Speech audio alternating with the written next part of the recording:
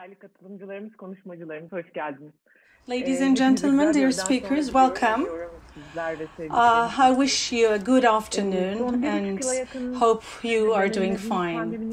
For about 1.5 years, we've been experiencing the new conditions of the pandemic, as you know, which has had an influence over our lives, working lives, social lives. In this time, the ranking of prioritization in ethical compliance has started to change according to the new rising needs.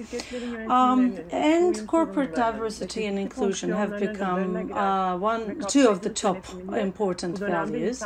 And in terms of inclusion management, at that time, HR managers have undertaken some responsibility in leading this process. It is really important to share the good and bad examples and practices, and we keep creating platforms for you. This time, we will be covering the corporate diversity and inclusion practices at the time of remote working. So we have knocked the doors of our members for inspiring examples. Today we have HR Director of Sabancı Holding, HR Coordinator of Koç Holding, Akiş Immovable Property HR Director, and from Borusan Holding HR Director. We have to discuss this matter at length.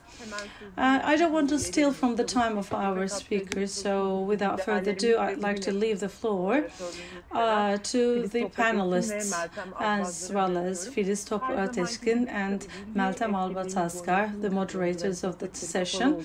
Throughout the session, all the speakers will be keeping their mobile phones on the switch-off mode, so you may be addressing your questions to us. Please mention whom you're addressing your questions so that we'll have a better response. Hope it's going to be fruitful for all the participants, and we'll be handing over to Meltem for the rest of the panel. Thank you very much, Neslihan, and welcome. It sounds like an entirely hybrid remote work panel, because I was about to face something. Before the start of the panel, I was saying, I hope the door doesn't knock, and 3 seconds ago it knocked and our dog started to bark, and I apologize from the beginning for any improper sounds. We have valuable guests here who are very experienced in their own fields. In terms of remote work, we've already started trials in the corporate life. We were discussing whether remote working is possible like once a week or 3 times a month.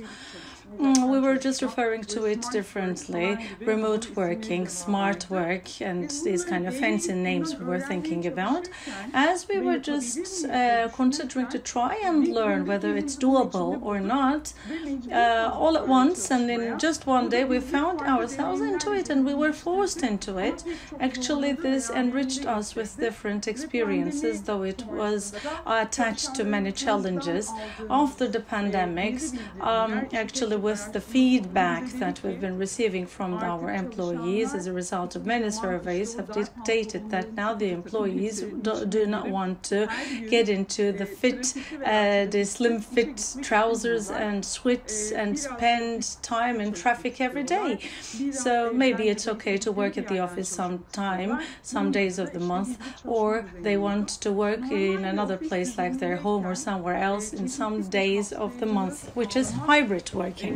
Now, in a routine office working environment, ensuring diversity and inclusion, maybe creating that culture, ensuring the communication goes in that respect, in our thoughts, in our language, without any discrimination whatsoever, was quite challenging.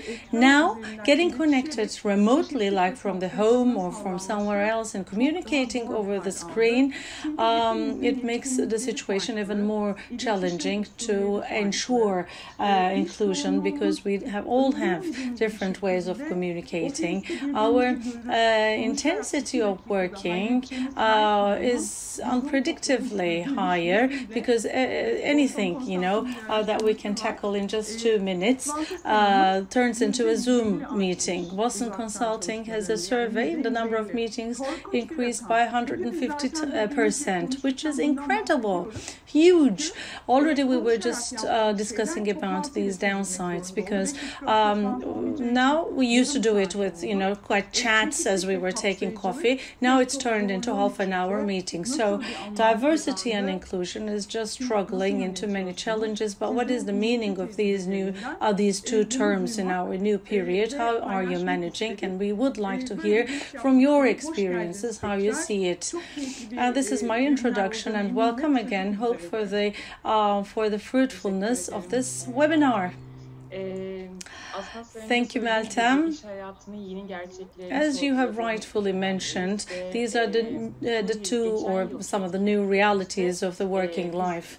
In the last year's event, as the working group, we were discussing our diversity and inclusion terms, what it means for us in a forced remote working environment. But in time, we've seen that actually, as we were thinking about this obligation, this forced way of doing it, and we started questioning it. And this obligatory way of remote working in time evolved into, or has been evolving into, this hybrid way of working. And we'd like to discuss with you the hybrid working model, this new period, what kind of a fiction we need in this respect, where do diversity and inclusion sit in this equation. Actually, the speakers of the day are working in the leading holdings and big companies of Turkey. They are the architects now of this new practice, so their practices will be inspiring for all of us as we think.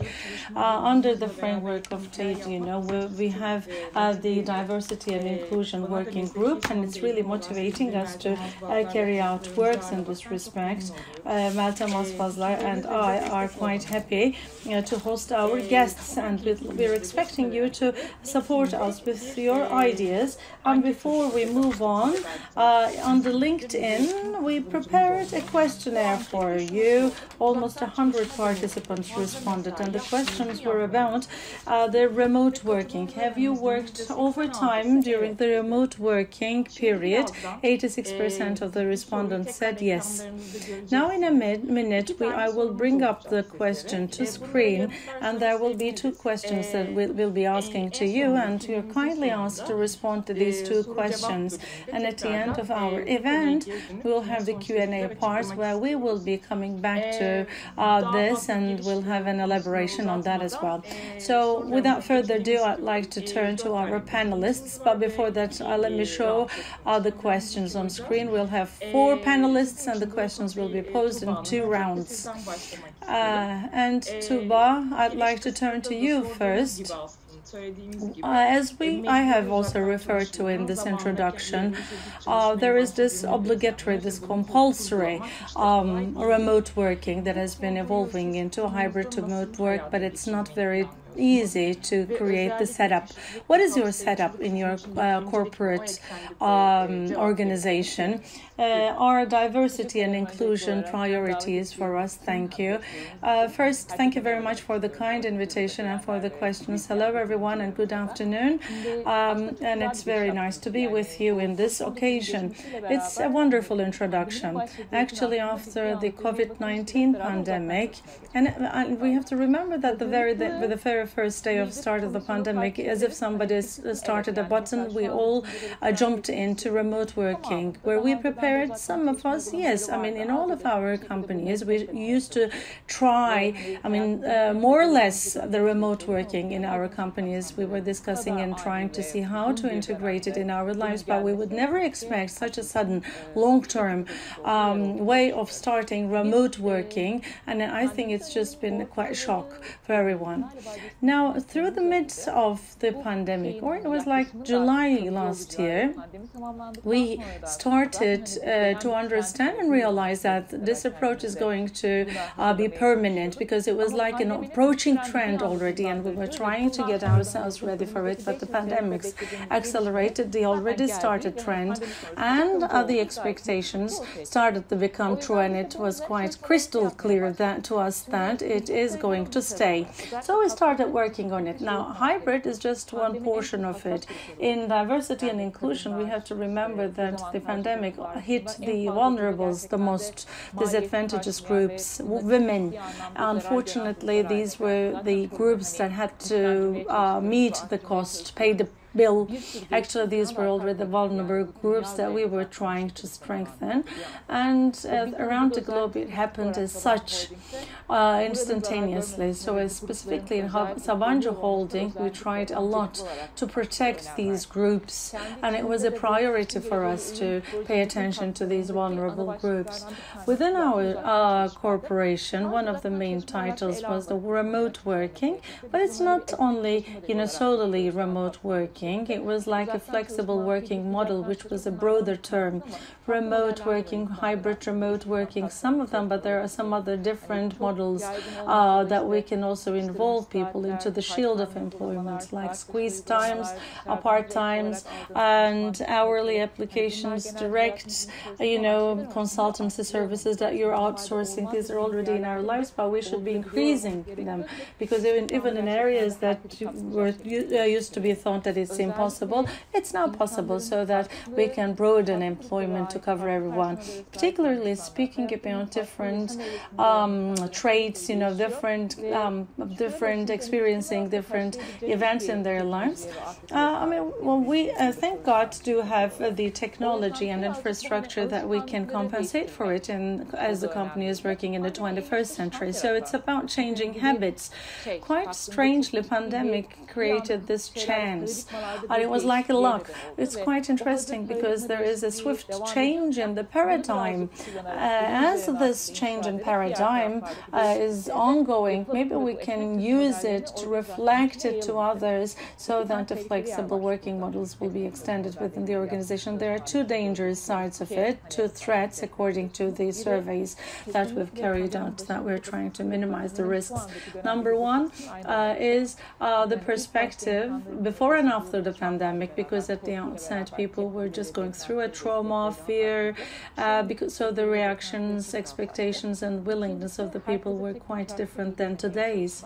Secondly, one size doesn't fit all, because in general remote working is quite an attractive thing for many employees, but as you analyze this stuff entirely, there will be quite different approaches, so it doesn't necessarily mean the same thing for everyone. There are people who are living as 8 people in the same house, which is not very easy for them even to find a desk and to find the chair and sit before the screen. Or women are vulnerable in this respect, because they already have the kids at home, their home responsibilities, and those who cannot balance it correctly are experiencing serious problems. So the analysis, I think, needs to be conducted on a personal basis. We keep checking the expectations, the changes in the trends, how the practices are working or not.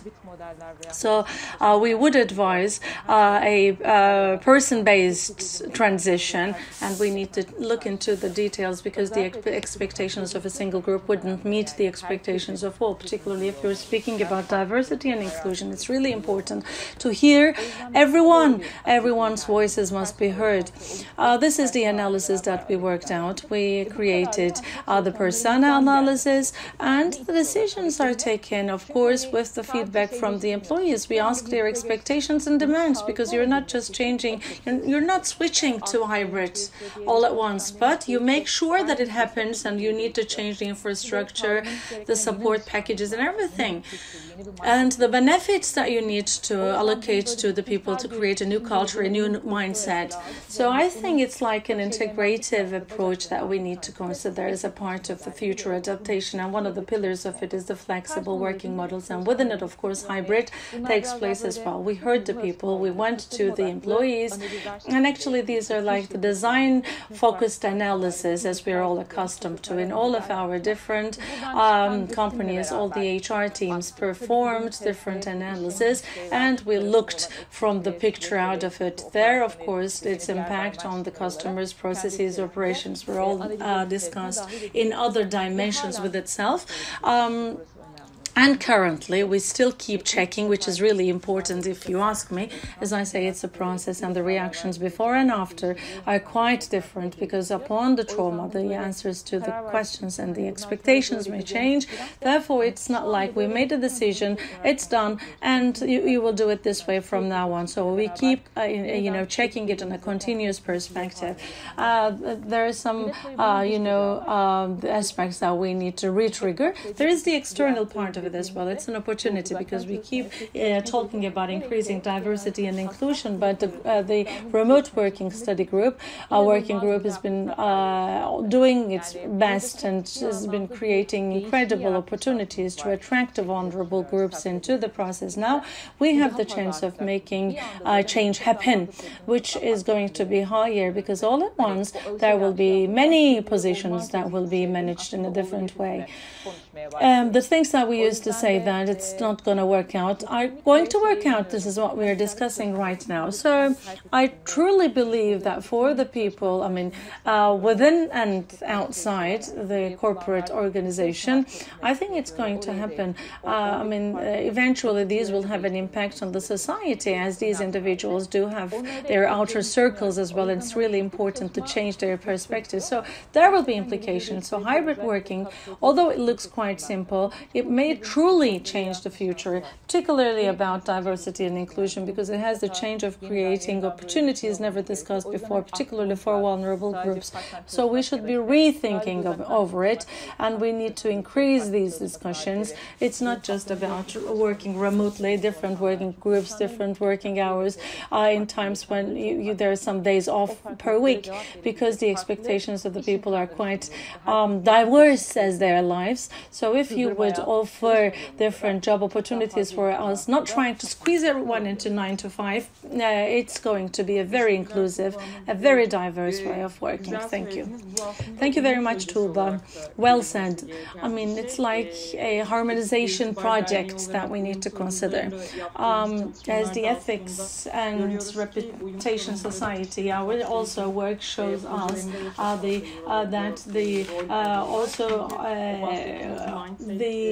there are some problems in the general understanding because the mindset change, the change in habits. These are also the areas that are deprived of training, and we need to provide people a very good support and training about it, and hopefully everybody would consider the process as a harmonization process.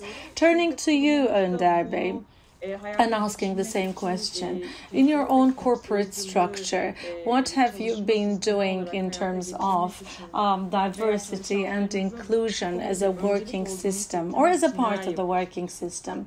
What have you been doing to make your employees feel that it's a priority? Hello, everyone. Hope everybody is doing well. Tuğba made a very good introduction into the debate, and the landscape is set about remote working quite well, and we do think similarly. And therefore, I'd like to react upon that, and we'll be speaking about what Koç has been doing. As we say, the Koç Group, we need to remind you that we have 100,000 employees, almost 40 companies, small and big, and in almost 10 sectors, and with an age average of 35. We look old, but we are young indeed. We produce ketchup, and we also refine oil. We are running hotel business, but manufacturing cars as well. So it is an incredible business diversity in Koç Holding. And we have joint ventures, and the ones that are solely owned by Koç Holding. We have 12, 13 different countries speaking more than 40 different languages. So we are quite diverse in the humane aspect. There is a big portfolio speaking there. Within there, it is really important to stay flexible, and Koç Holding must run everything flexibly. I would assume that, and correct me if I'm wrong, I think we're one of the groups that has initiated remote working. I think it was like 3 days we decided to go on with remote working after the start of the pandemic, and it was not an easy decision. It was a tough one. And last June we announced something that was not an easy one for us. I think that was not an easy decision as well. We said, although the pandemic is over, the coach holding will continue some of it. Now we're running a hospital, we have nurses, doctors. Unfortunately, they cannot work in a remote way, or the branches of some Yapı Kredi Bank, some of them cannot work in a remote way. So there is some employees that cannot be covered, but roughly by 35,000 people. We made the first statement to continue with working on a hybrid model, and remote working will become permanent in our umbrella, as we announced, which was important to us. As Tuğba said, that we had minor trials, but it was not a diffuse one. We were trying, and we were thinking about it. And doing so, of course, we had to pay attention to several issues. Number one, we need to hear the voice of the employee. It's quite critical, as Tuğba also referred to.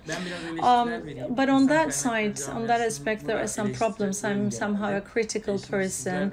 I generally criticize the HR community very much, and this is somehow like problem sharing with you. But unfortunately, the practices in our field are generally like following the practices on the marketing side, particularly on the side of technology and innovation. We say we must hear our employees quite well, but unfortunately on the HR side, these kind of technological practices are lacking, because so as to be able to listen to 100,000 people, you must have technology.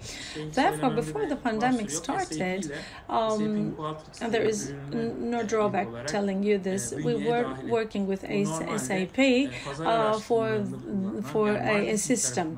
Normally, it's a system that is used in the marketing side for market research, because we couldn't see who had a child, who was supporting which football team, who was living where, whose parents were still alive, or who had kids attending to school. I think these are critical information about the employees. Unfortunately, HR systems were not designed to hold such data. You do see anything and everything about that person, but as the outer circle goes on, you do not see a lot about these people. And we implemented the SAP QA system, and it was like the first week of the pandemic. It was 6 days after the first index case in Turkey. We asked a question to our colleagues: how do you feel? And the second question was, what can we do to make you feel better? 35,000 answers came in 5 hours, which was never precedented before. And that was really the first time it happened in my life. Therefore, asking them how they felt and getting feedback about their feelings. By the way, they were feeling bad. 60% responded out of 35,000, which represents the group quite well, answered, I am anxious and very anxious. About 10,000 provided open-ended recommendations. I would feel better if you were to do this and that as a company. And then design thinking and journey mapping were the techniques that we used. We identified 32 persons in terms of diversity and inclusion. Just to get into the zoom in of this question, I will try to respond to that question. About that, if you would ask me, the aspect is considered as primitive, like the gender divide, or equality towards religious or ethnic origin.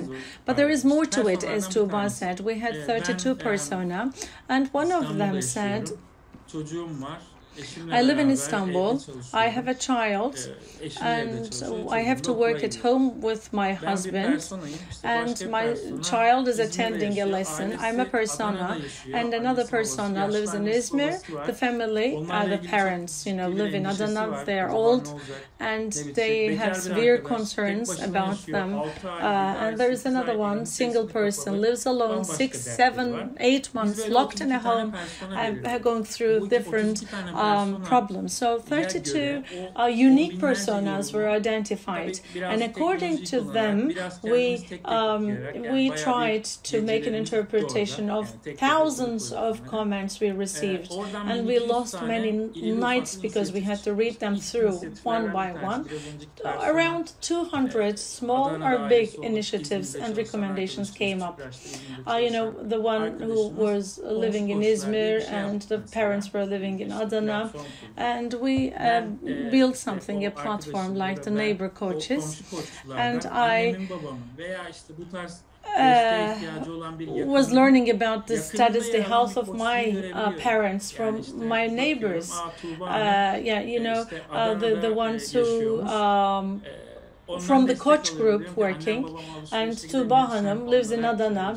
I get her support, and I ask her, would you please support my parents for their shopping? So social innovation side of it got to be strengthened. About 1,200 initiatives were implemented as a result. Therefore, on diversity and inclusion, blue and white collars, men, women, young, old. Unfortunately, these divisions are there. Senior, junior, and married, single. These are all the things that are discussed. Some say when she's married, she should not work late, and you should stay. These are all the divides. Actually, we are all against different divides, and for about 6-7 years, we've been counteracting with all these divides. But these are not very easy cultural changes to go through. As an example, out of these 1,200 initiatives, interns. These are the university students, the brothers and sisters, younger colleagues who cannot attend the offices because they are locked. And most of our colleagues were working remotely at home, and this way interns were forgotten in many companies. And last June we said these guys are going to lose a season. So we started to design an online internship program, which was not there before, even without coming to the office. And even we sent the computers to their homes, and we ran a process for conducting their contracts, and 2,000 online interns came up. This way, those people were freed from not being able to attend an internship program. So taking actions for diversity and inclusion, I think, was possible. And this is my personal belief. It's really quite possible. Let me share with you some striking data. Last March, which was like the start of the pandemics, the level of anxiety was quite high, as I said. Every 2 months we keep measuring it, asking our people about it. And by the end of last month, we ran another survey. It's down to 27%. Of course, there is an absolute impact of these actions, because checking the number of the cases, and just remember last month, and it was really before the vaccination, if we were to do it now, it's down to 5%. People are getting vaccinated. So there is a serious level of reducing that anxiety, and about 20,000 people keep thanking us because we still ask the same question: how do you feel? What can we do? And many say there is no need for you to do anything else. You've already done so much. Let me just give you another data from the same survey. Of course, we have many colleagues who are still working at the office or at the manufacturing facilities, at the hospitals, at the hotels. There, the anxiety level is 22%, and it's 19% at the remote workers, which is also pleasing because it's also a divide, another divide. Everyone that we are just working here, I'm sure that most of the precious members of the delegates who are listening to us, there's always a group of people for whom it's really impossible to work on a completely remote basis. So it's important for them not to feel excluded, because it's something nice to work remotely, because you get rid of the traffic, you spend time to your kids, family, you're in casual dresses. There are many advantages. So we need to concentrate on both sides, not only for those who are able to work remotely, but at the same time for those who need to attend the office or the workplace. There is really only 3% difference in terms of the level of anxiety, which is normal because, there is the higher risks of getting a disease when you're working at the office. And then the last piece of data, and we'll hand it over to you. We have been observing two threats about remote working, which also comes up in the questionnaires. There is this, rising trend. By the way, we keep running some communications. One is the duration of work. It's also linked to your question about the overtimes. Let me tell you what many people do say that they do. It's 24/7 availability, what they consider. It's like I am working as a person, and I'm being treated as a person who is working on a 24/7 basis. So the second point is about lunchtime, dinner time. Sometimes over the evening there can be some meetings, but we really have a big focus on this. We never just want to assign a meeting in the lunch times. Once a week, and it's up to the companies to decide for that, and our headquarters is not making any guidance about that, but let me give you an idea. Friday afternoons, there will be the times of communicating with the team. It's like a meeting-free time. I think it needs to incorporate into our lives with the remote working fashion. Okay, that's all what I have to say for the moment. But I can get to the second round. Thank you very much. And handing over from you. May I have a contribution to what Önder said? Actually, he has been talking about something very important, life-work balance. It's maybe we have lost that balance because we were not prepared ourselves, and we were just trembling, and we don't know whether we are detached, whether we are not able to manage our teams. But later on, by the end of that fluctuation, it's just sit into a fixed guideline. We've published a work-life balance guideline. Since the person is at home, we shouldn't expect anyone to be available for 9 hours. The important thing is to ask whether the person is available, because the person is always in a stress because the people are knocking the door, the children come back from school, and the cat is passing by. But this is somehow like, a field of tolerance for all of us, and in time we have become more tolerable, more understanding. Last year was somehow like a rehearsal, but now everyone knows better what to do, how to take the path. But what Önder says is really important. Life-work balance is really important. It shouldn't be open-ended. It's not like, you're at home, you cannot take your time off for lunch, 5 meetings in a row. The other day, the director says, I'm not going to hold meetings on Wednesday. Wednesday, including the general manager, nobody is going to hold a meeting. So according to the needs, we need to take a position. Very rightfully, Önder said, as the group is big, it is easier to follow, but ours is a smaller group and we need to make some judgment within the group, of course, to reach an understanding. But at the end of the day, as we say, diversity and inclusion, the expectations and the fundamentals are the same, and these are the things to remember in the hybrid model, whether we are just working completely remotely. İki tane şey söyleyeceğim. Birincisi, benim kendi tecrübemde bu hani şu saatler arasında toplantı konulmamasını rica ediyoruz. İşte bu sınırsız işte. To continue from where you have stopped, I will add two things. Now, according to my own experience, we kindly ask you not to assign in a meeting within this time limit to cope with the feeling of being at work indefinitely. But we reach a common understanding. There are sometimes that there are no meeting times, like the Wednesday afternoons, no meeting time. But the employees say, the director asks a meeting, what can I do? And of course the hierarchy rules. And assign my team, even if that's the general manager who asks for it, even if it's the general manager who asks for a meeting, the only thing we can do is to follow the rule. Otherwise, it doesn't work out. Otherwise, we will turn back to that distortion, this impairment of work-life balance. And if I were to ask you, maybe you can just think about it as we come back to you.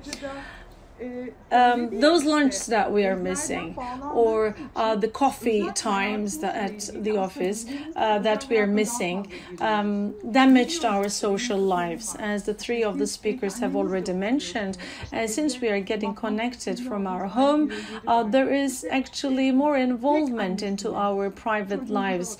We know that I have a dog. Maybe you're living with your mother. There are some elderly maybe that you are to take care of. Maybe you're a single mom, you're taking care of your girl. Actually, in terms of an impairment to social life or socialization, coexistence, but maybe it has helped us to learn more about each other, although it was obligatory.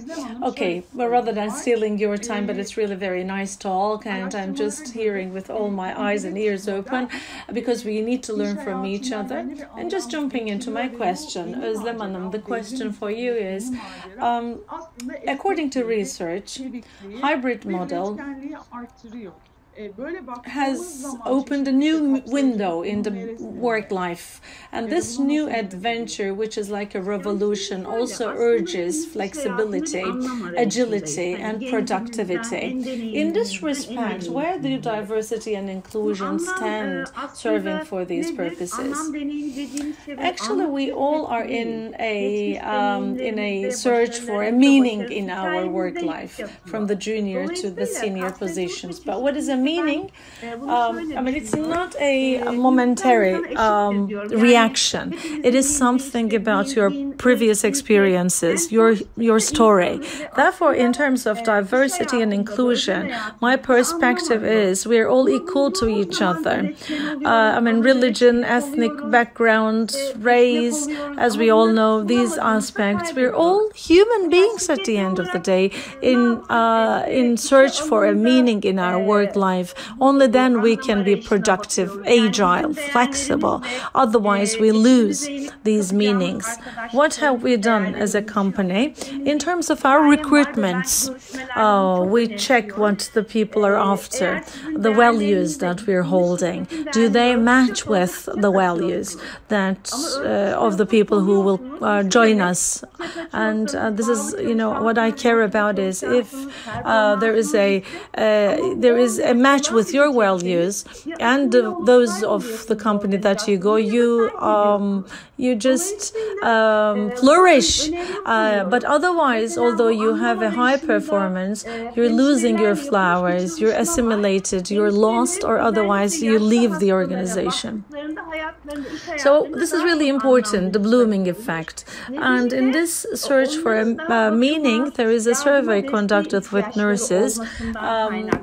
The work lives of the nurses will find more meaning in their lives when the nurses work with the elderly, because they need support, they need help more than other people. So therefore, in our work life, our search for a meaning depends rather on the way that we're helping to other people. Now, coming back to the agile organization, what is an agile organization? It's just uniting the forces and putting that value in the organization. But what happens if it happens? So it is already covering diversity and inclusion, different generations, cultures, capabilities, traits are all there.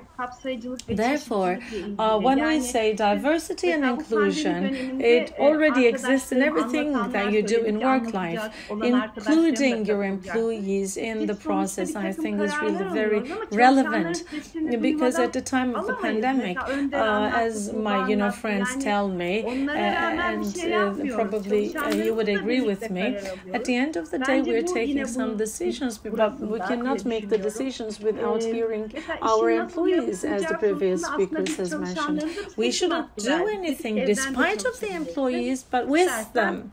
I think this is really quite relevant with diversity and inclusion.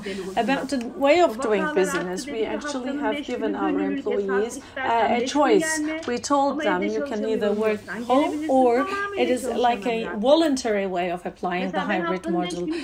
We said the cases are on the rise, so it's up to you.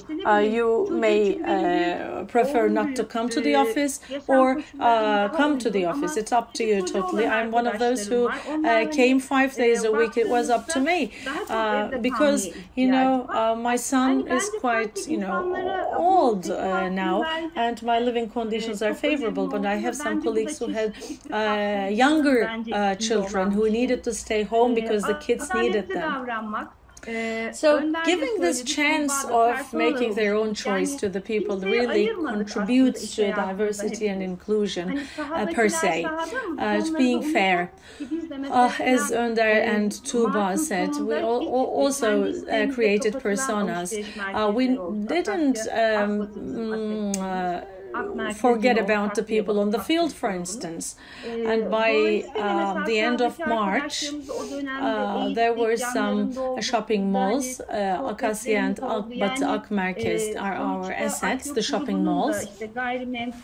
So the people on the field at that time, we provided them with training, we supported them, we talked to them.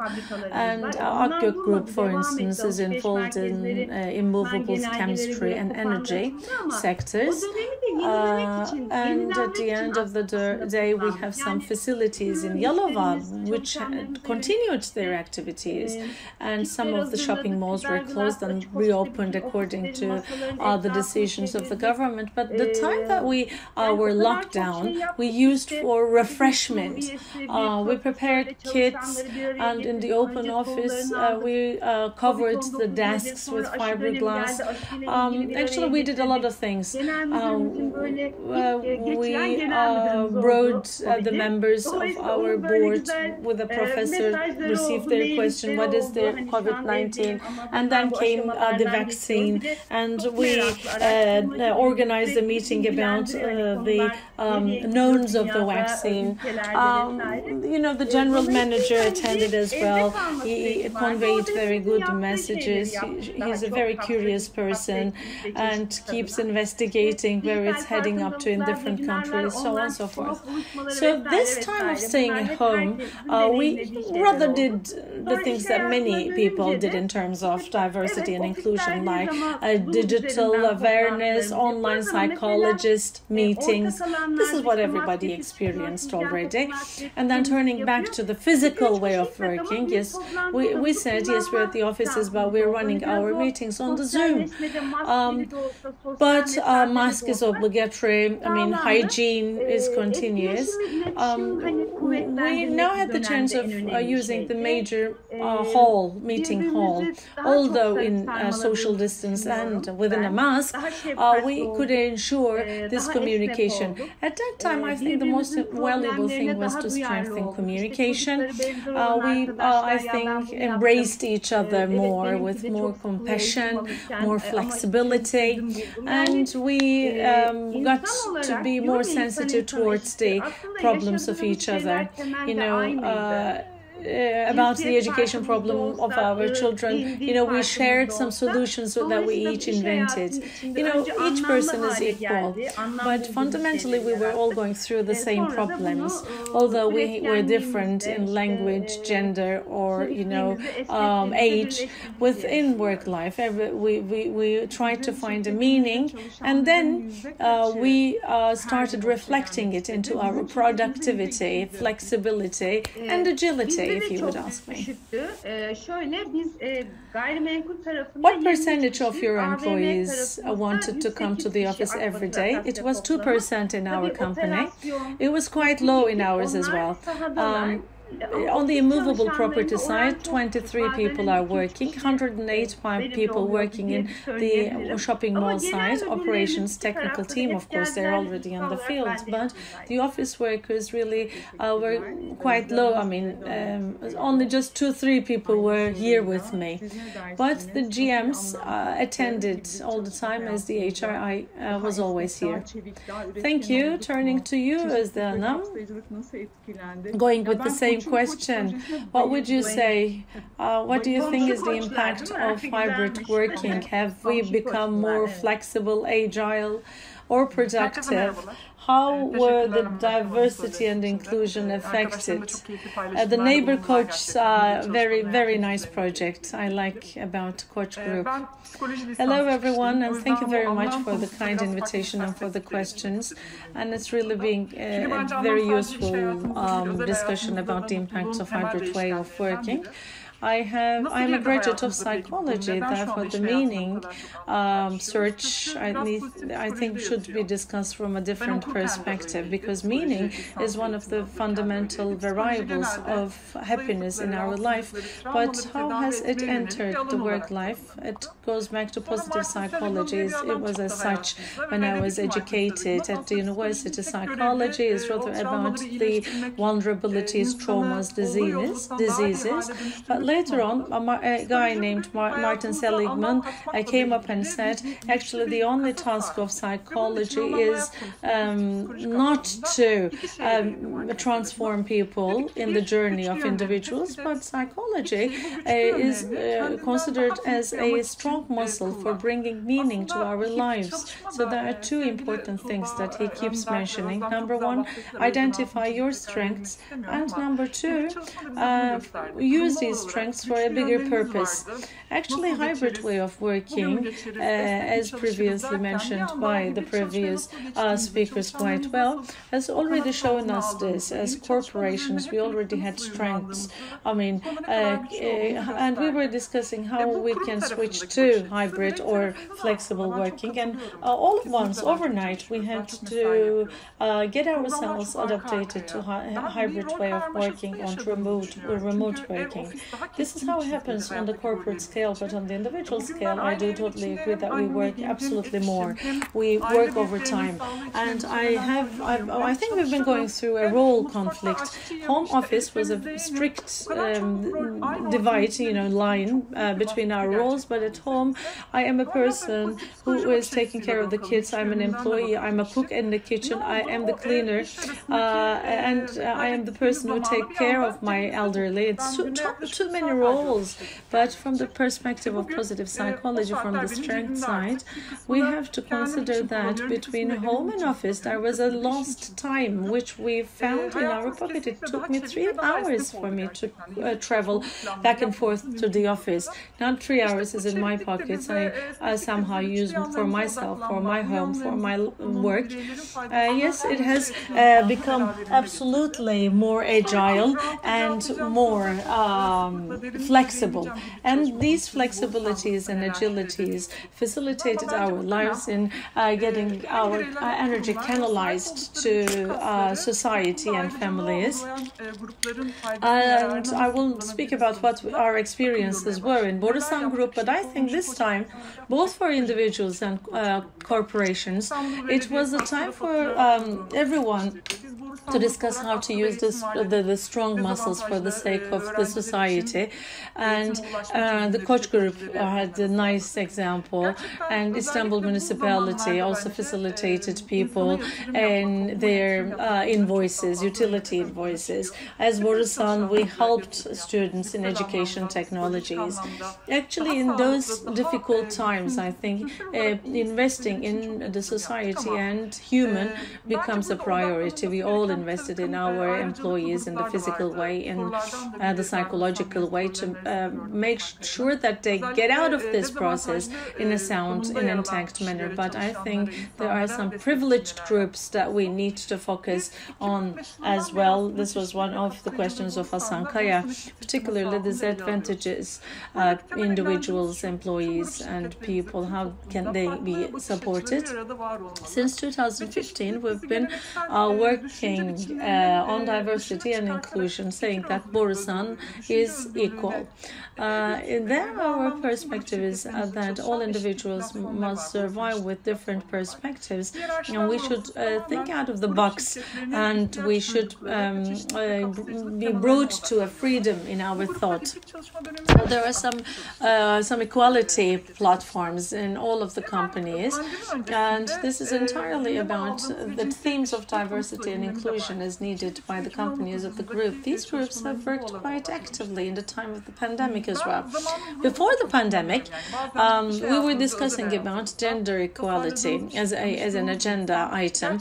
All of our activities in 2019 concentrated on it. I believe in the spirit of the time. Sometimes in your personal life, in your business life, some person that you come across with just coincidentally is coming and touching your lives. But under the theme of diversity and inclusion, we concentrated ourselves to women throughout 2019 and getting prepared to a big launch event.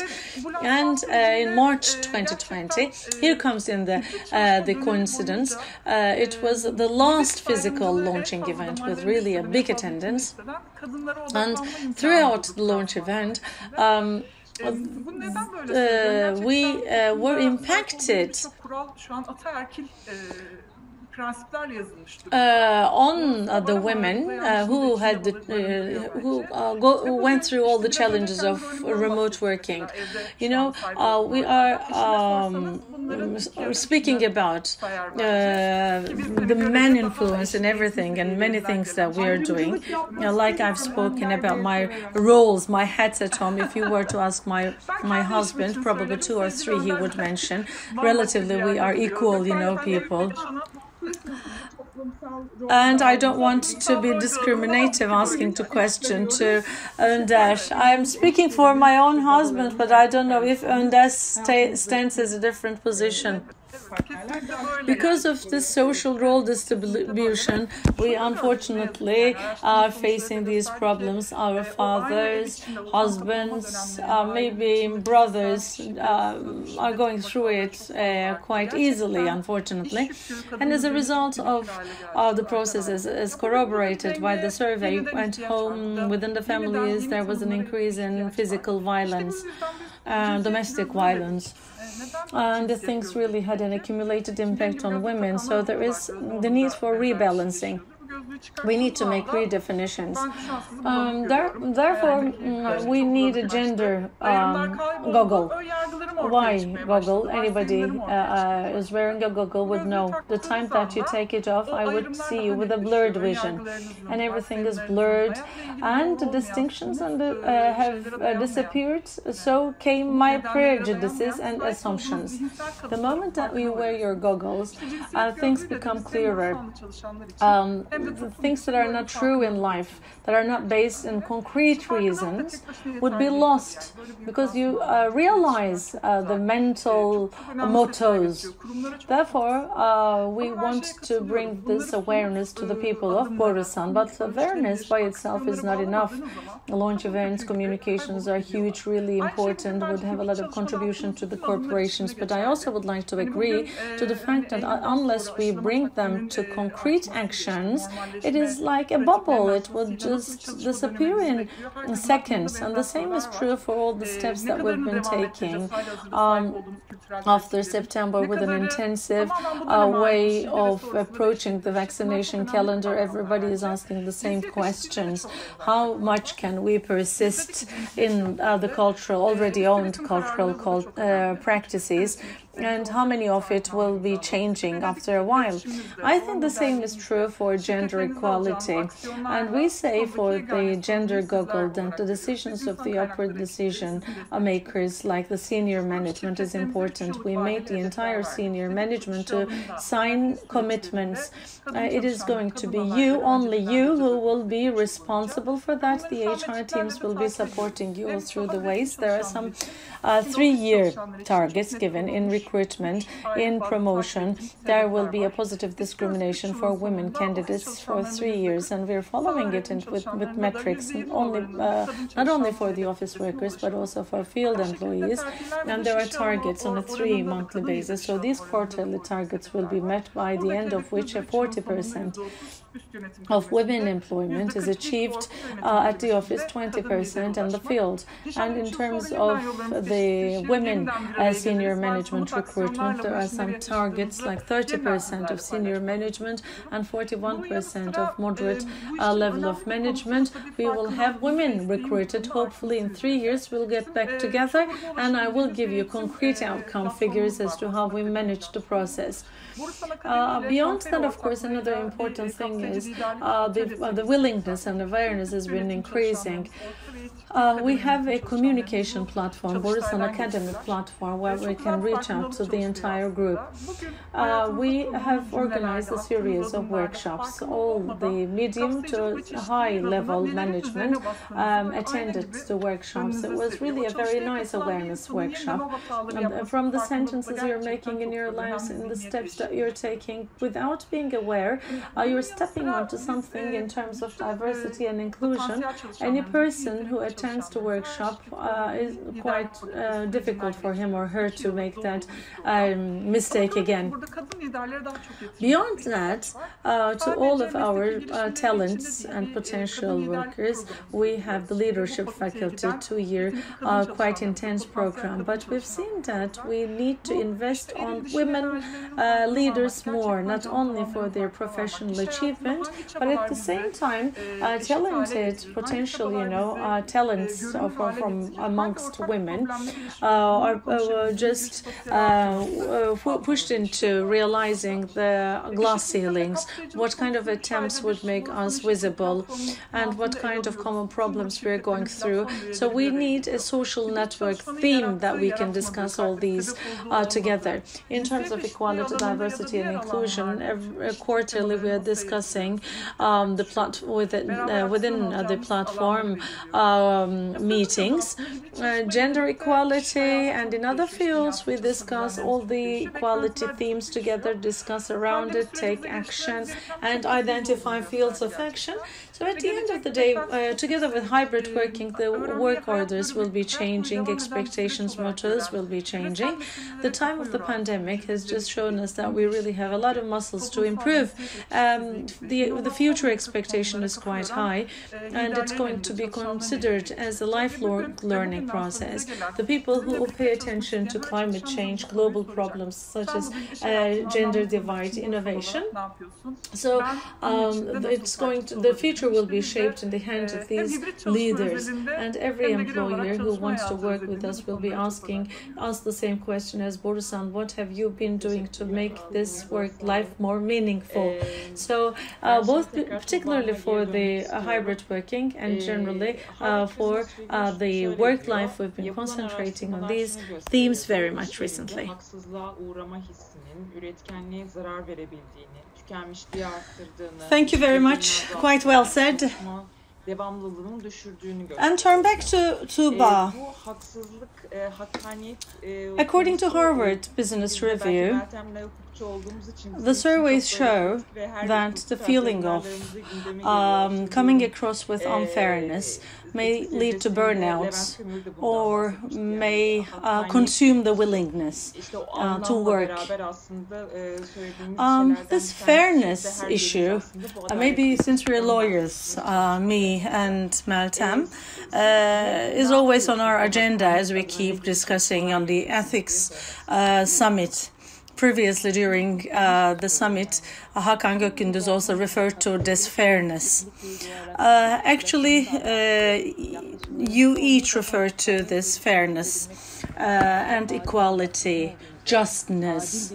What kind of things have you been doing in terms of fairness in your corporations? Actually, it's quite a broad question. All the figures that and the experiences that my colleagues have been discussing about diversity and inclusion aim at building up that fairness, because only if you have this fair approach that you are acting fairly to every individual, you can achieve the accomplishment of these two concepts. At Sabancı, what we, by the way, I joined the group in 2009, and it was roughly one of the first trainings I received by the ethics and HR teams together. How can we be fair? How can we measure our level of fairness? This was one of the first trainings I attended, and since 2009, we've been spending some time and efforts into investing in fairness at the workplace. When we speak about discrimination at the workplace, always everybody says that it's important to consider and we should avoid doing it. The social gender divide is just one pillar to it. Age, according to the current surveys, 4 different generations have been working together. There is this aging population. According to the surveys, up to the age of 65, 75, there are people who can stay actively in work life. Or at the same time, people at early 20s are working. In 40 years' time, they will still be there. And half of what they learn is just garbage by the time they reach 65. So we need to be fair because of the expectations of the changing age, how we can keep them at the correct position within the organizational umbrella. And on the other hand, there is a group that, with disabilities and vulnerabilities who will have some challenges to face in the work life that you have to approach quite differently. And ours is a global organization, and we have different ethnics working in different countries. We have employees working in different countries who should have access to equal working conditions and employment. So it's rather a broad range of concepts that we need to consider. Actually, we do have a follow-up mechanism in terms of diversity and inclusion. There are 5 pillars, 5 dimensions. The first one is awareness, absolutely. As the previous speakers have quite well explained, people should be just being aware what is going on around them. It is not limited only to what the other group is feeling. Being aware, and there are some roles that are invested by the society onto our shoulders. Are we making decisions in an aware way, or are we manipulated into our decisions? I think this is very important. So at the part of awareness, we do have quite broad range of practices for many years. One is at Enerjisa. Both men and women employees are asked different questions. Both they're asked how much they're aware of the roles that are vested by the society, or to which end they are at peace with these values. It's merely their own roles. And for women, of course, it's extremely important. But for men, there are these rules like you cannot cry, you must be strong, you should be the head of the family. There are many roles that are vested by the society, which I think is leading to some unfairness at workplace. And everybody should be aware of everything, just this side, but the contralateral side as well. We have the development program within the framework of the Wings Up. It's not the developmental program, but like an evolution journey. We worked with trainers with psychological background, where the people were expected to make peace with their roles in the society. What is important there is just to break the limits that they're creating by themselves. Yes, we have created this awareness at their mindset, at the other counterparts, but it's not enough to stop. We need to observe whether it truly works out or not. We need to follow it up because there is this compliance part, which I care about very much. So we monitor. There are channels in which we monitor. All the senior managers in their cards also have targets in terms of diversity and inclusion, and we check their compliance to them. It's not enough though. We're working at the digitalization age. We have millions of data at hand. HR comes a bit, late on that, but there was reference to SAP Quadrix, and we do all have our own software as well. What is important is to check what the internal data differs. In terms of wages, in terms of career opportunities and access to these opportunities, how would these be perceived by the employees? Remote workers, physically at office workers, would that be affected by the career targets? Would it make an impact if the manager physically sees some person all the time, but rather sees another on screen all the time? You should be monitoring that as well. Therefore, we use that data. Plus salary analysis, gender differences. Do the genders get this equal salary? And there is this group of people that we tend to increase the numbers. I think it's really an important target for the women's recruitment, as Borusan also referred to. It is important to make sure involvement of women in the work life. Making sure is not enough. You should also make sure that they are promoted to senior levels. So as a cluster, how much does this group consider themselves as posted to higher levels? GM, how many GMs are women? How many women do we have in the higher levels of management? How much can they be represented, particularly at the boards, in terms of age, in terms of gender, in terms of different perspectives, in terms of their social positions? We should make sure that they're all represented the same way. So we are speaking about a social fairness. You should be also careful about the biased data, because sometimes as we're working in old habits, it may also pretend as if it's normal. Also, we, together with our software company, we are working particularly for the checks of these bias possibilities when making the recruitment decisions or career or promotion decisions, a trend analysis, whether there is something there, because we're speaking about big groups of people. Speaking for Sabancı, we're speaking merely about 65,000 people, so it takes a lot of control in terms of system users. You should make sure that they are being used properly. So we're trying to make the checks regularly, but as I say, we need to be careful so as not to be biased.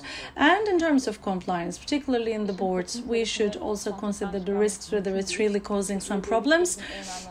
Truly, in terms of diversity and inclusion, we consider these two items as an important risk item. Every month we discuss around these two, and also we consider the developments that currently have taken place. And it's not possible to ignore sustainability, because sustainability is another important item on the agenda to make sure equality works. How much you're reflecting it in the society? What is the awareness of the society? What do you do about the awareness of the total society? Because the group comes from there. It is not enough to change something within your own bones.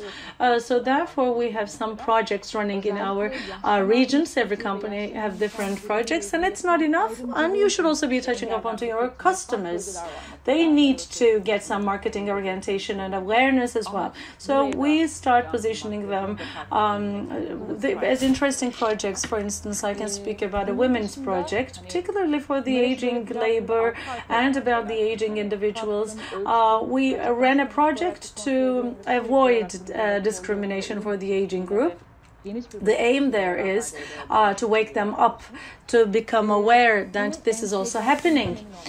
And beyond that, it just seems to load up one after the other. I see, measure, and systematically check, report at all times, matching with the compliance data with a broader perspective. It's only then you can make sure that it truly happens. But at the end, you should be sure that there is an integration to it. Fairness integrates at all levels of the organization, and you should make sure that it happens.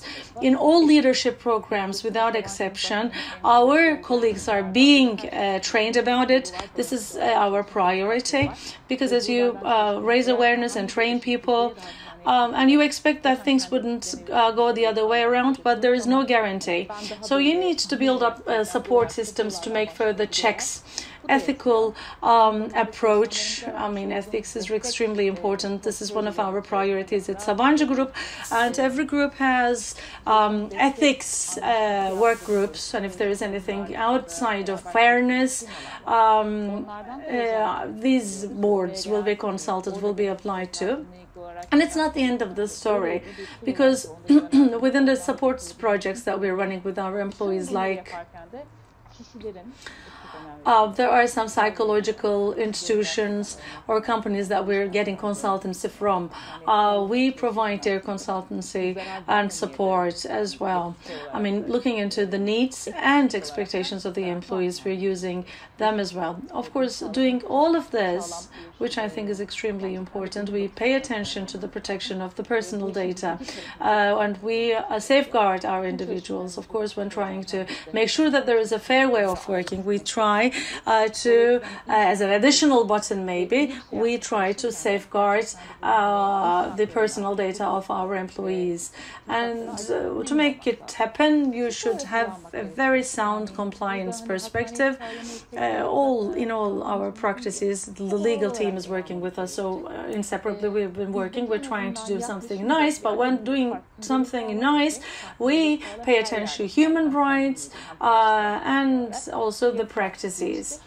I mean, it's really an integrated story. It's not only fairness to concentrate on, but in overall perspective, we should consider, at least this is how it works here.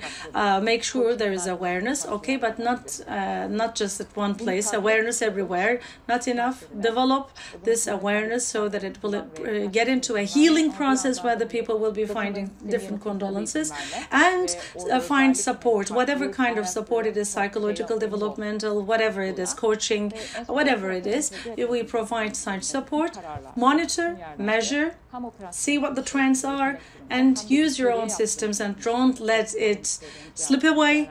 And of course, don't let the data slip away as well. Therefore, it's really important. Make sure that the data is safeguarded and integrated within your organization at all levels, at all decision-making mechanisms, and particularly what you're doing inside and outside, maybe outside the society, working with the customers, working with the partners. Make sure that the same thing is working. It's not something easy to make sure there is a fairness, because whenever there is human beings, this fairness may slip away, but you shouldn't stop at a certain point. Broad, very broad perspective. Well said. Thank you very much. The same question goes for you, Önder Bey, but maybe we can also turn to the other participants about the future expectations, about promotions, about promotion targets, what we can do to improve this feeling of fairness at those levels, because you know there are some participants who are asking for the promotion opportunities for the remote workers. What do you think? Do you think out of sight would make things difficult to make a fair assessment of the promotions and the performances? What is your perspective there? There was one question, I don't want to leave it open, about socialization. At one side, we've been concentrating on our families, but let me give you a piece of data from our organization. As I say, we keep measuring, so there is this bunch of data that indicates that by the way, we are measuring the net advice score for the remote working. How much would you advise this to others? This is the answer to the question. How much would you advise something to others? When you break down the net advice score of remote working, married women colleagues with children, by the way, report the highest score, 45% almost, their average. Amongst men, or the individuals, or the women without children have differences up to 8 points. So asking the details, I mean, how come would you advise, and what is the reason of this high score? Then there are two simple questions that we are asking. Actually, this about the question that we've been seeking answer to, this is the data of Koç Group, 35,000 people responding. When I work at home, when compared to the office work, I can spare more time to my family and to my beloved ones. It's 70%, which is really important. I think the second is even more important because it's 65% of the attendees who say that my work efficiency increased. It's really very pleasing to us because the colleagues are happy with their families, but on the other hand, they claim that their efficiency is higher. And the same question, by the way, is asked to the managers. We ask the same question: has the efficiency of your team increased? 75% is our ratio there, so the managers are even more optimistic. So there is the second part of your question. There is this problematic part. What is it? Yes, there may be some challenges attached to being always on screen. I'm one of those, as Özlem, who kept coming to the office, and some of the people, some of my team members keep coming, some don't. Why do I come? To be able to touch them, to talk to them, to tell to them face to face if they have some problems. So in this respect, we take an initiative and we have a pilot project in 7 companies of ours. So the remote working has become permanent, as I said, at the Koç Group. So there is this need that comes out of it. Talking with the colleagues at the office, socialization, innovation projects, because it's really important to trigger some ideas if particularly you're running some innovation projects, learning from each other. So as not to learn it, we are changing the style of our offices. Of course, it takes a huge investment cost. On the reverse side, we made a booking system. We've just written it down. Yapı Kredi Bank already applying it. Now, as I am going, to take a plane ticket and I'm booking a ticket, the same is true for the office. I need to book a place at the office, and then I know which of my colleagues will be there at that exact time and day. There are 2 upsides to it. As the employee, first I will see who will be with me at the office. Number 2, it's going to be useful for the company because within a single company, because we are running major companies, any one of them probably will be saving 60 to 70 million because of this optimization. Which kind of optimization? Optimization like the buses, employee buses, or a lunch or internet vending. We're running some contracts with the companies in Turkey. The internet coverage is quite broad, but it's not that much used. Utility costs, even the rents. Just to give a simple example, Arçelik has a very nice office by the seaside in Sütlüce. It's like a campus, and for many years we've been discussing that we cannot fit into there. It's not enough for the number of our staff, but now they are just calling other people from different departments in different locations of the city. Why? Because there is no need anymore for that much people to come to the office. There is a saving part attached to it, but the same question is asked to me all the time. Oh, it's bright days for you, HR. I mean, people are not coming to the office. This saves you out of the lunch expenses. People keep talking about the savings. It's wonderful time. It's great. It's all sunny days. But we need to take it back to the employees. There are some, principal decisions we take as the coach group. By the way, these are quite basic needs, but by the way, these principal decisions must be taken somehow. Lunch. For those who are working remotely, we pay them lunch. By the way, because it needs to be covered, it doesn't matter how. It's like a side benefit that we are providing to our employees that didn't exist before. By the way, it's another matter that needs to be opened up to discussion. Like the car driving. Maybe we'll switch to another model. Some managers are assigned cars, and there will be a lot to decide about remote working, so there is a huge agenda that the HR will need to respond to quickly. About fairness, I'm just turning back to fairness, and I'd like to respond to your question, Filiz Hanım, in two tiers. The first is, number one, all the employees are being told something, and their expectation is just to observe how you're fulfilling these statements. So this leads to the image in the mindset of the employees, whether you're fair or not. I think this question will be answered by looking into how much you're fulfilling and how much you're promising. And what is the, of course, response to what you hear. At the time of the pandemic, just remember, 1 year ago, all the companies were just curious as to how they can meet the targets by the end of the year, whether they will go bankrupt or not. Will it be ups and downs? And the same was asked in our company as well. So that day, we've taken a decision which is quite brave when I look back and see. We said we will never fire anyone during the time of the pandemic. Everybody will receive the full salaries and will be supporting our colleagues. Doesn't matter if the companies are in difficult position, which, by the way, really some had to go through very hard financial times, but anyhow, we'll support our people, we said. And then maybe you would remember, some of you, it was like June, July, all of a sudden, in some sectors, the business boosted. They really couldn't supply the demands, like the domestic appliances, like the automotive.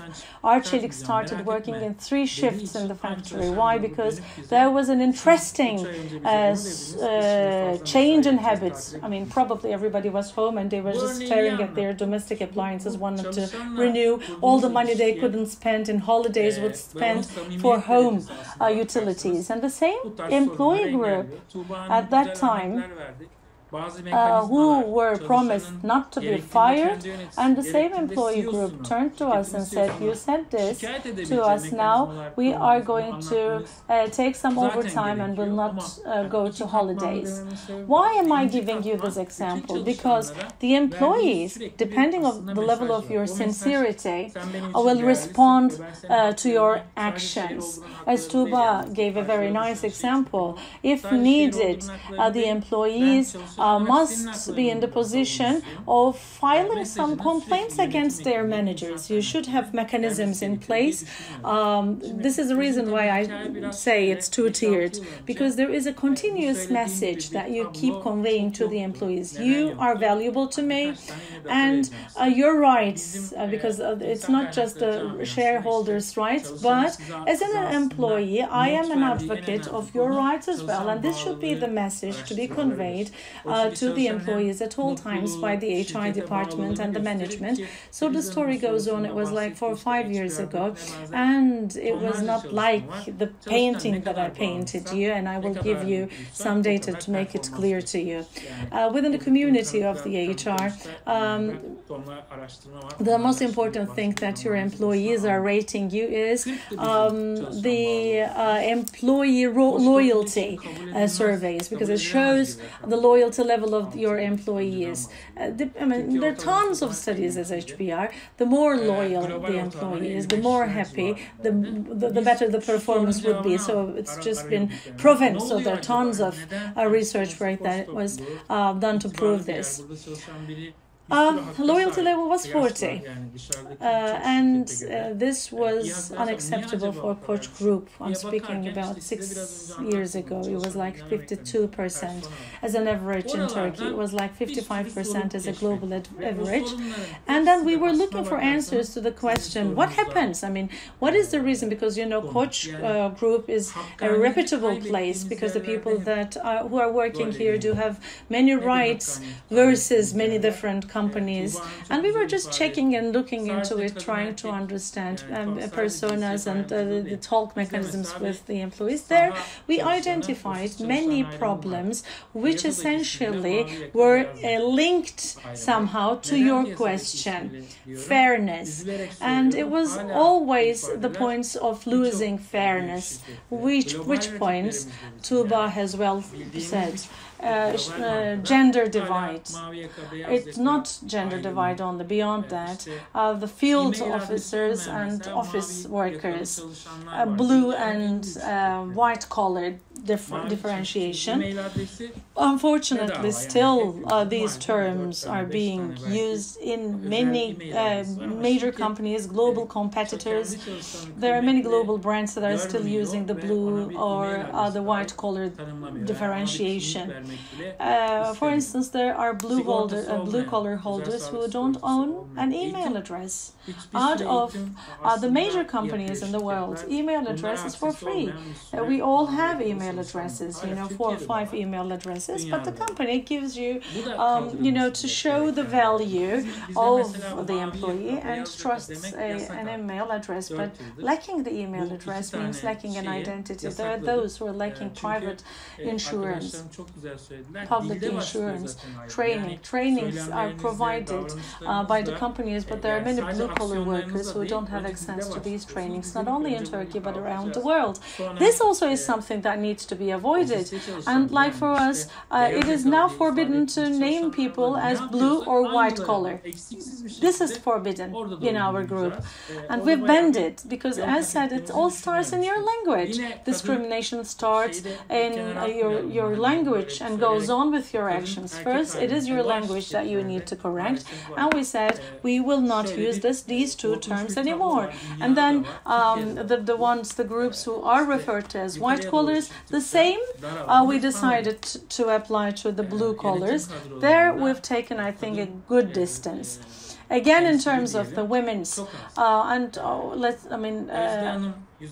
gender divide. Gender divide exists in the companies. Unfortunately, it's a fact. And there is this drastic picture, not only in Turkey, but also around the world. As you go up, there is a funnel that gets narrower. And in the management positions, you don't get to see a very high women's representation. And it was referred to very nice KPIs. We have KPIs. By the way, we have a perspective to see that under the coach group, the roles of the entire staff will have a backup plan. I'm sure that every colleague in other companies do it. Who can replace Önder if Önder leaves or dies? Or who would replace the GM or the CEO if they leave? And we make a 3-level assessment. One is immediate person who would replace today. Number 2 is in 2-3 years. Number 3 is the longer perspective, after 5 years, who can replace this person. We have a compulsory ratio there, 1 to 3, 1 to 3, and every year we follow the rates there, and it's up to 95% of occupied places. And but we have discomfort because there the women's ratio is not at the desired level. So every year we give the company a target targets. We follow the women's participation differently and separately in different companies, because even at the management level, if you want women to be present in the management, you should position them in one step lower. And in the talent programs, you should have women's quota. If you want them to be in the backup programs, as said, every company, every year has the recruitment and the percentages. How many candidates were talked, how many of them were women, how many of them were men, how many women recruited, how many men not recruited. Every year we follow this data. Every month, all the advertisement or the job ads that we are publishing are just filtered through a commission if there was a gender bias, because it's also one of the problems, because when you talk to the companies, the HR managers, they say, yeah, it's okay, let's hire women, but they're not applying. And we rather try to find out why they are not applying. One of the things is the wording of the ad. So the woman looks at it and says, it's not, this job doesn't fit me at all. So these kind of minor touches make a big deal of outcomes. Another thing is the age. Unfortunately, age is one of the issues at the companies. Everyone has this perception. Management level is generally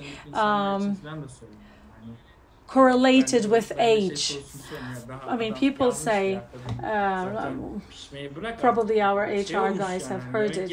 Let's say for a role, for a position, when the candidates are discussed, some would say, he or she is a bit young, must stay and gain more experience.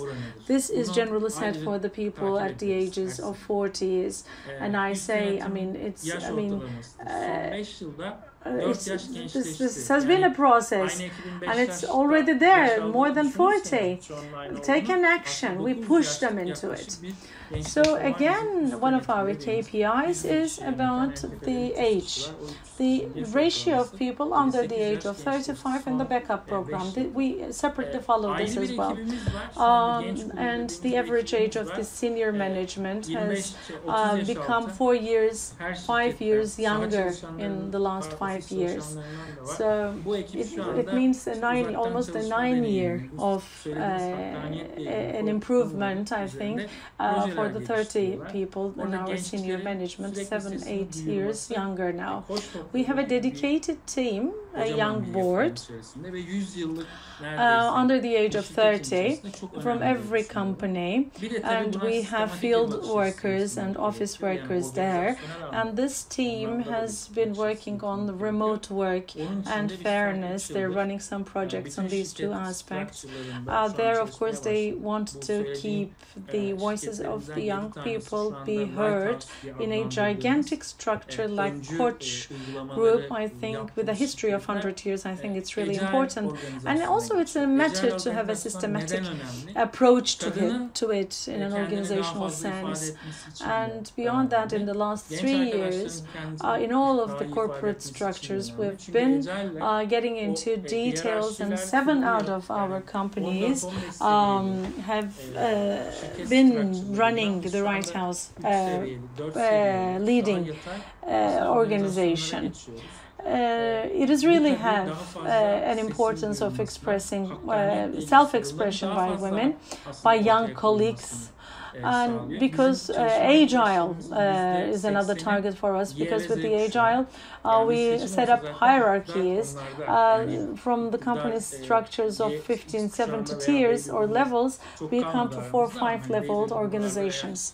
So it means to make it possible for people to keep their voices heard and to put forth the fairness problems more.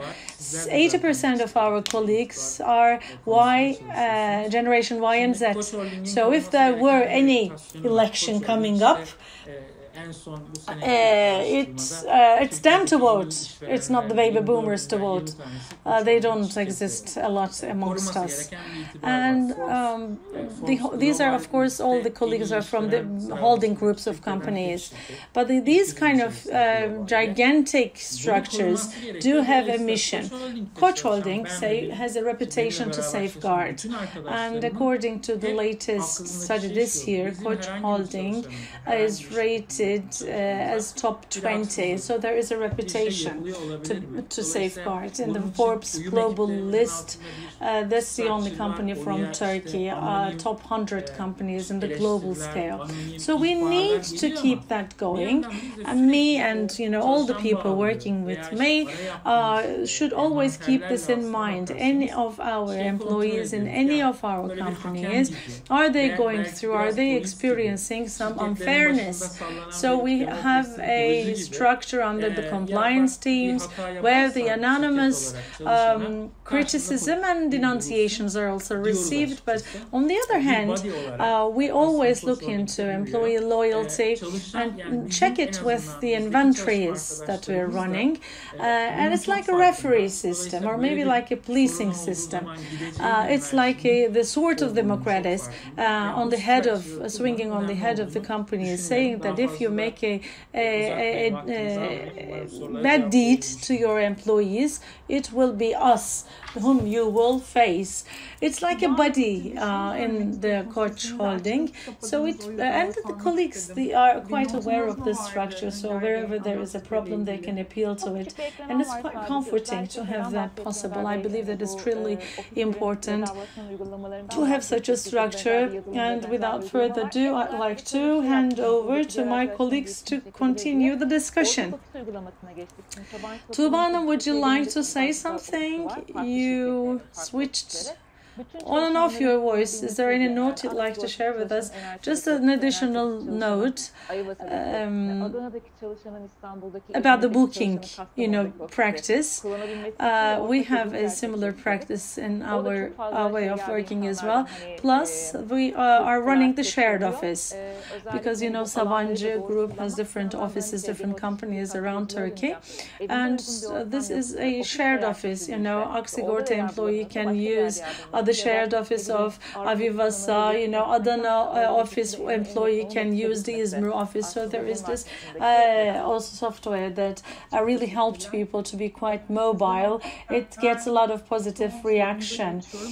Using the space correctly is important, and then I will turn back to inclusion and diversity. If the person does not have a convenient place at home, maybe may find another place, and rather than traveling from the two sides of Istanbul, you can find the closest office of the company under the same group and work there. So asking the last question to Özlem Hanım. There are some other questions asked to Özde Hanım by the attendees, and I will ask that particular question to you, Özde Hanım, if I may. Özlem Hanım, as we discussed in the previous round, working flexibly, hybrid or the remotely, let's say, is applicable only to the convenient work branches. Yours is a holding group, and there might be, production, power, or other sectors that wouldn't allow for remote working. At the same time, the corporate culture must allow for the remote working as well. How would you manage this difference in between your people? How about the sectors that cannot benefit from remote working? How would you ensure balance in between these two? What kind of problems would pop up, and what are your potential solutions? Önder Bey just said a moment ago that we consider the remote office workers and işçi dediğimiz yani üretim bandında çalışan da var. There is only 3 points difference in terms of the anxiety level. It's 3 points, right? That's true, yes. 19 versus 22. That is true. I mean, the anxiety level was 19 for the remote workers, and those coming to the offices, 22% coming to the offices, meaning the workers who are working in the production lines, nurses, doctors, university staff, or bank workers as well. So it's really broad range of people. Amongst them, there are some differences. Just imagine, the bank workers do have a higher level of anxiety because it's closed working place, and it may be different from the hotel staff as well. There is a 3-point difference in between, but for these 3 points, there is an incredible effort. Doing that on the field, lowering the level of anxiety is quite high if the person, lowering the level of anxiety is quite difficult if the person is working on the field. If the person leaves home with the anxiety of getting the disease, their, of course, level of anxiety would be quite high.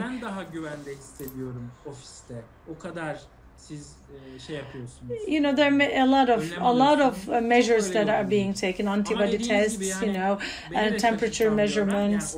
I mean, all kinds of initiatives are taken. These are the companies that are doing best of the best, so no need to mention that, but of course the employees see it. And there are some who give us the feedback that I feel safer than at home.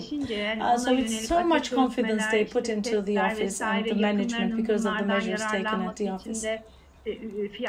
But you are right as well. Positively, the ratio just surprised me.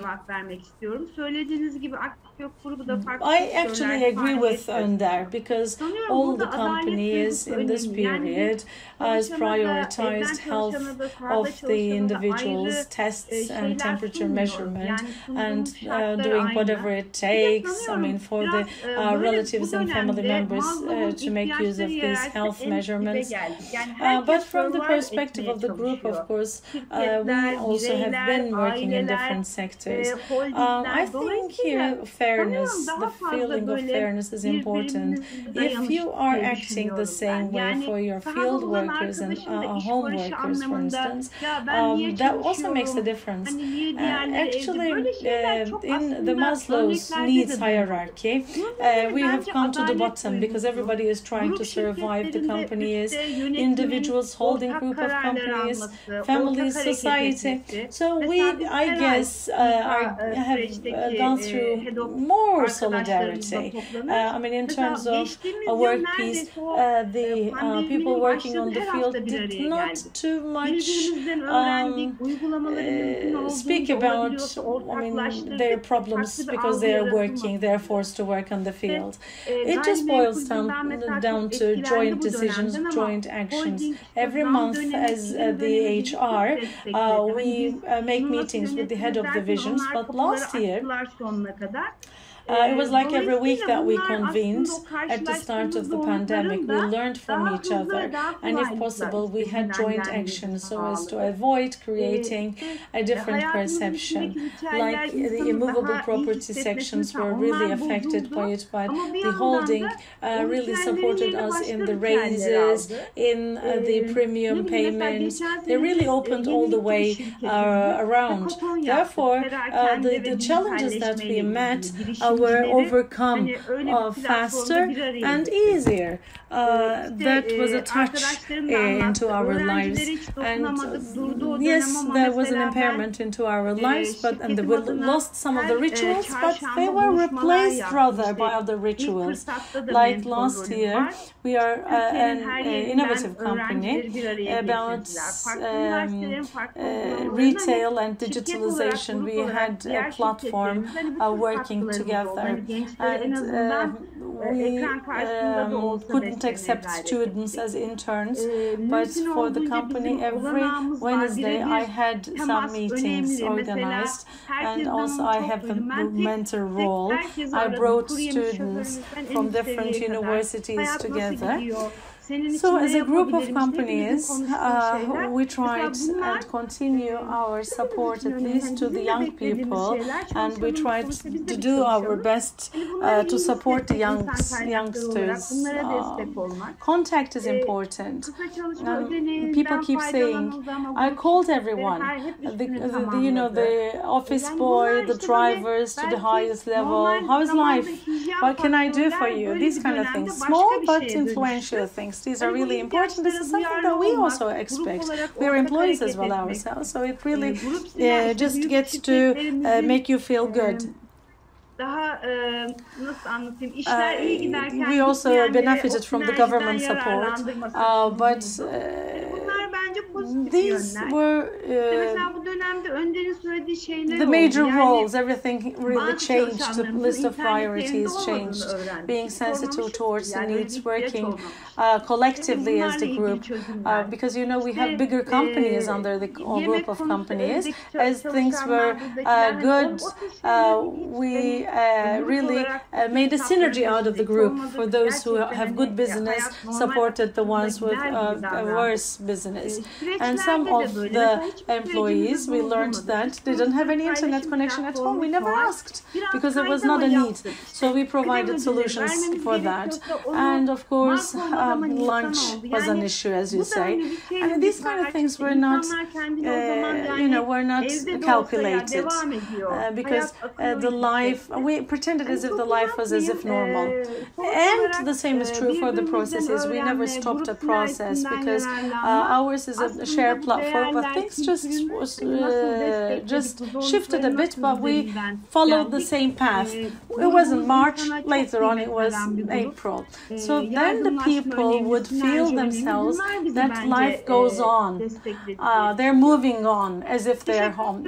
Although they are home. So, at the end of the day, learning from each other, making use of the group synergy is about the values, the cultures, how these were supported, how we together overcame these problems. Our group really supports human, and I think solidarity really helped us out. Thank you. I thank you very much. Özde Hanım, would you like to make a reaction to whatever said? But let me see if there is a question particularly for you. Hasan Kaya asks, thank you very much. I have a question about social gender equality in concepts and practices. Do you think it also covers individuals with LGBT individuals? It's been a very nice talk.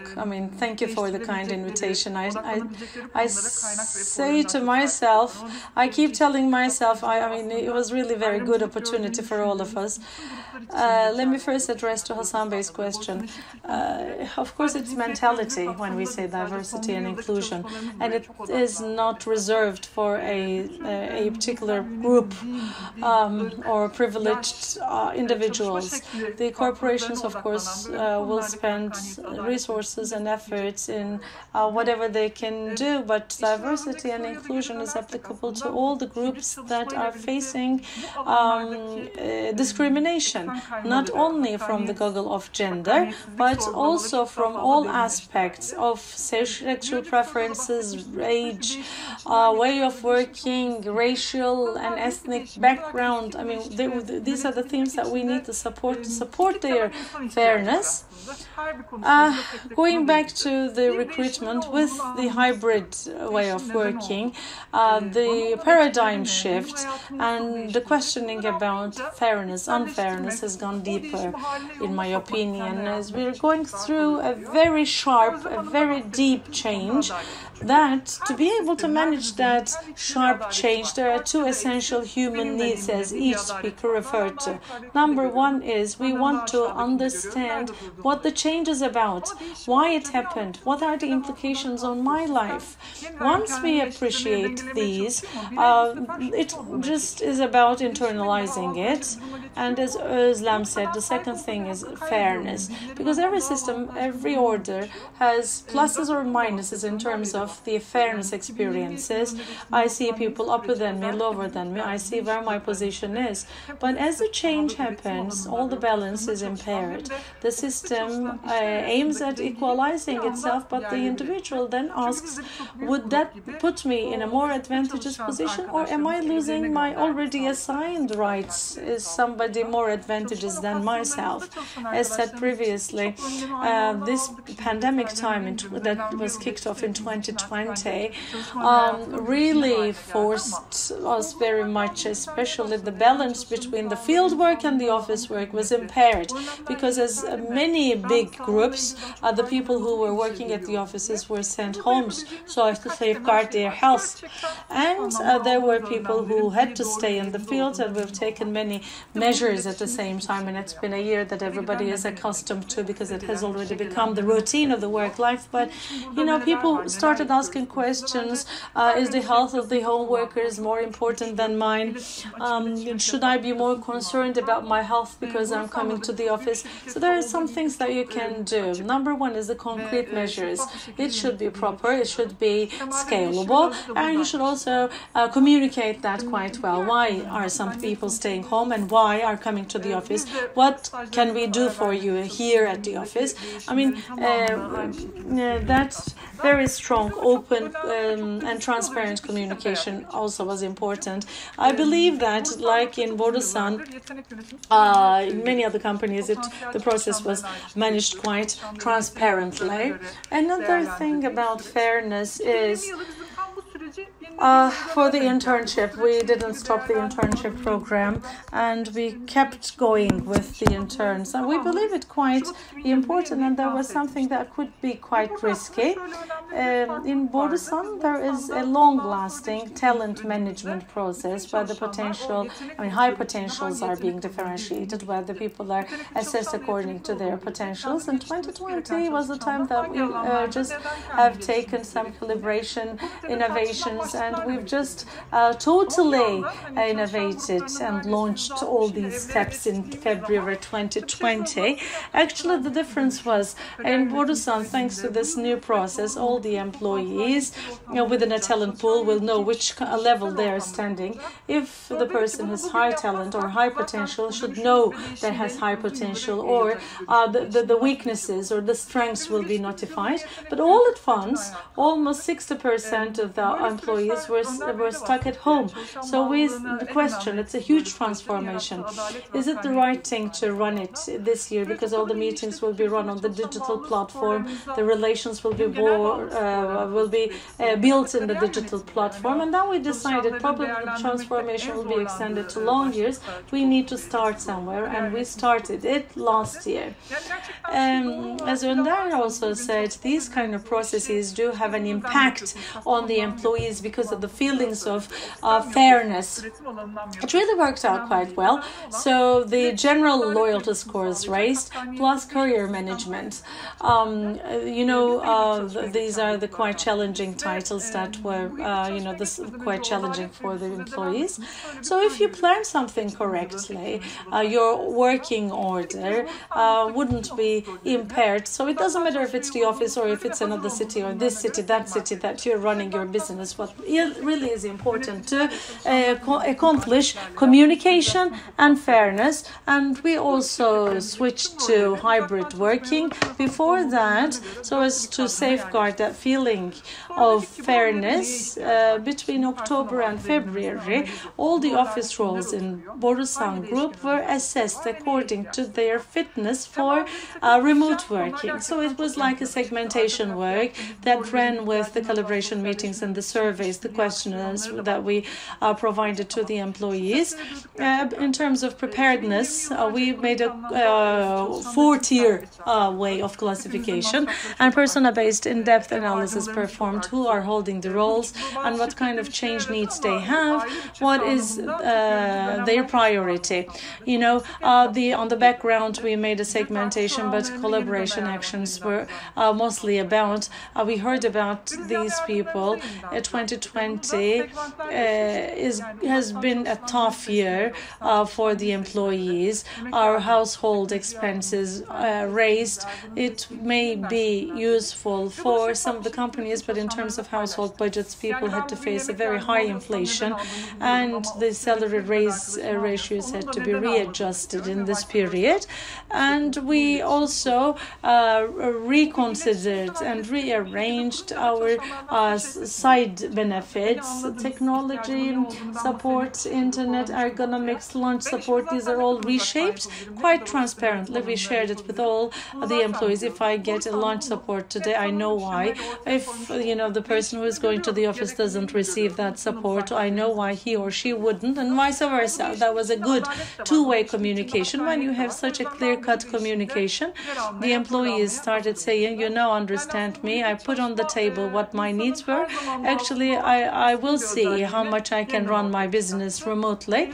And Borusan has a very nice definition of this. I see the change, why it's needed, and this is what all the questionnaires tell us. But within this change, there is also the component of fairness. Therefore, I am ready to take part in this change. So the hybrid way of working is something that really re-emphasized awareness, content. If human realizes that something is truly necessary and has the necessary level of information, that would trigger the feelings of fairness, and they would feel that they are not discriminated with unfair behaviors.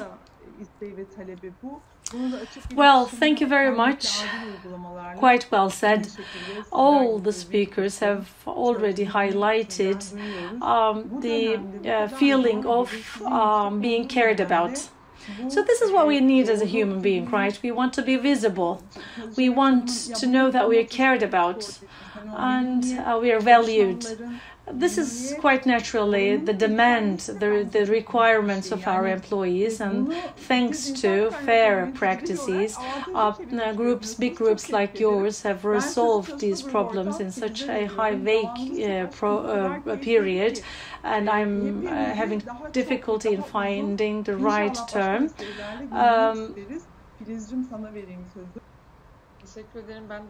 It is also important to raise the satisfaction ratio of the employees, and you obviously have turned it into an advantage. I am handing you over to Filiz. We have already consumed our time, but I couldn't stop you. Probably we would welcome you to another platform where we will have more time. Thank you, Filiz. Yes, I will not say anything else, but thank each and every one of you. It's been quite a privilege for me to know you. Thank you very much for your inspiration.